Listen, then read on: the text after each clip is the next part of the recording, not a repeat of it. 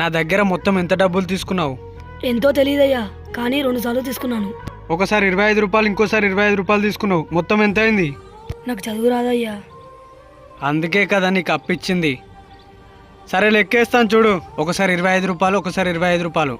5 5 10, 2 2 4, 410 రూపాయలు అయింది మొత్తం. ఇందా తీసుకో. అలాగేనయ్యా.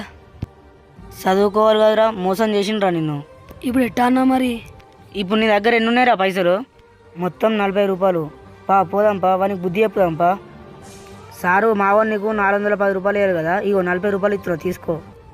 ఈ సారు 40 రూపాయలు ఇచ్చినాం కదా, ఈ 410 రూపాయలకి వెళ్ళి తీసేయనా మరి? తీసే మొత్తం 410 రూపాయలు. దీంట్లోకి వెళ్ళి మేము ఇచ్చిన 40 రూపాయలు తీసేస్తే 0, 1కెళ్ళి 0 పోతే 1, 4కెళ్ళి 4 తీసేస్తే 0, మొత్తం 10. ఇదేం లెక్క?